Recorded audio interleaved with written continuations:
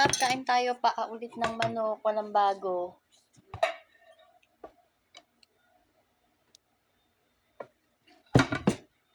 May bago ba? Malamig. Malamig talaga siya, Ruel.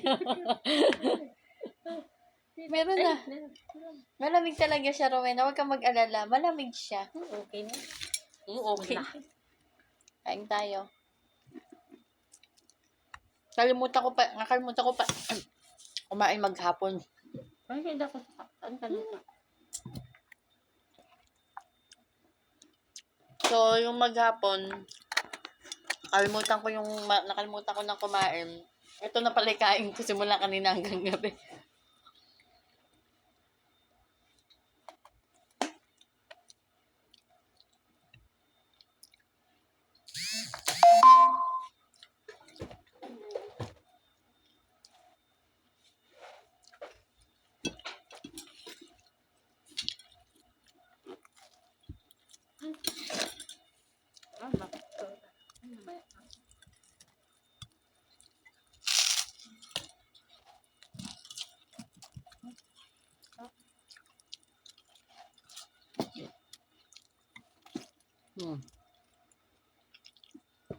Ang sarap, di ba?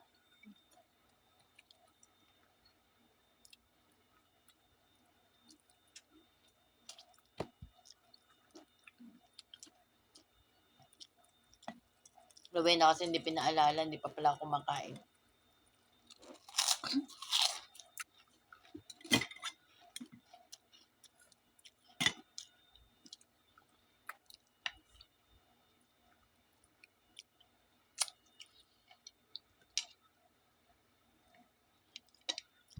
Puro pa sana yung kamay ko. Oh.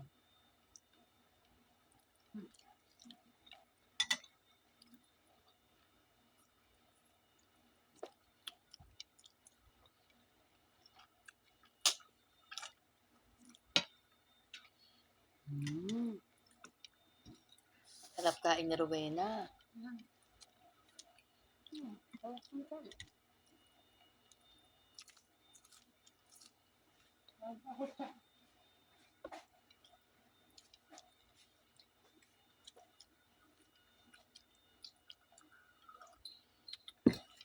Sama niya.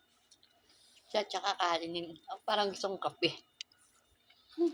Huwag ka kape-kape, ka matulog.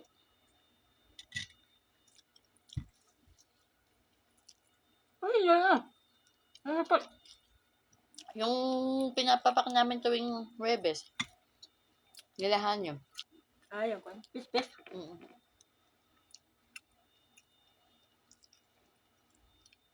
Noong nakalang Huwebes, di ba, abot ng utos sa akin, kaya hindi kami nakapapak.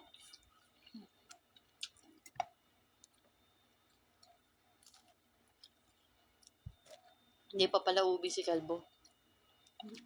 Ay, may iwan-iwanan niya anak niya. Oo. Hindi nga daw magkain. Hindi daw kumain yung anak niya.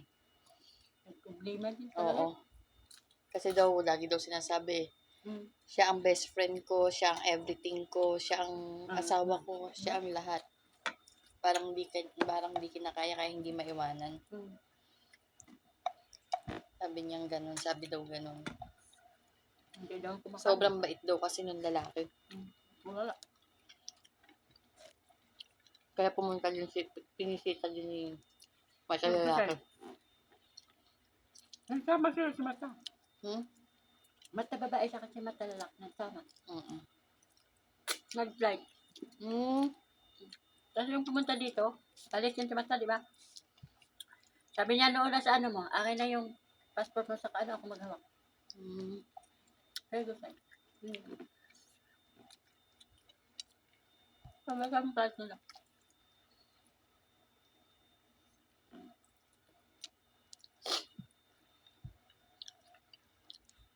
Pagtrabaho niya din. Kaya yung everything, kaya yung lahat-lahat, kaya daw hindi pa makauwi si Kalbo. Kalbo. Tawag niya, anak niya. Kawawa naman.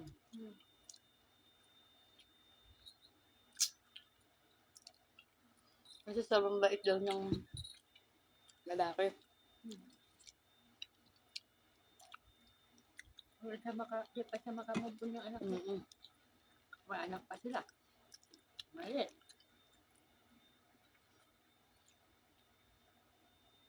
Mahirap kasi para sa kanila. Sa kanya. Lalo na pag iniwanan niya. Kasi hindi ko makain. Pero ito yung nanay, pumupunta din siguro. Sikuti. Oo, hanggang din yun.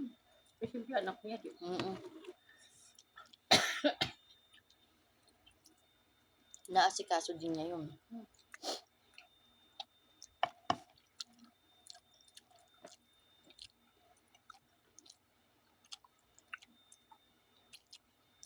Kaya yung isa na iwan dito, wala siya magagawa.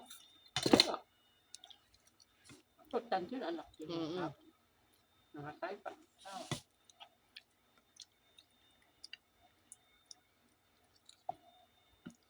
Parang ganun din yata yung nangyari dun sa asawa nung ano ni Kalbo. Yeah. Pero 15 days ago namatay yung tatay. Tapos sumunod siya. Para yatang ganun din, hindi kumakain. Namatay din yung tatay nila. Mm-mm. Nagsusunod sila. Mm-mm. Parang depression daw. Ano din sila sa tatay niya. Alala. Mm-mm. Na heart attack. Ngayon, unang namatay yung tatay. Tapos mga 15 days na nakalipas, sumunod na yung asawa ni nung anak ni Kalbo. Siguro nag-ano sa tatay niya. Ayun. Parang depression. Ano nangyari? Hindi rin daw kumakain. Mas isip na isip. Matanda ba yung tatay niya? Bata daw. Ha? At bata pa. Hindi pa masyado matanda.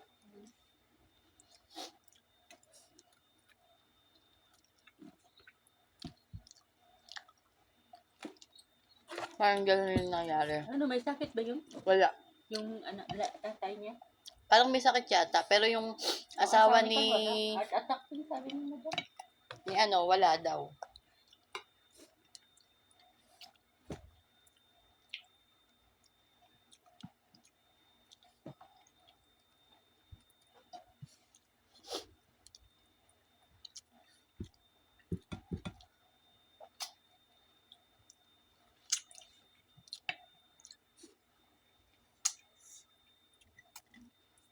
Sarap ng paa. Lagyan akong peanut butter. Masarap sa suka. Bye-bye na bye. Bye.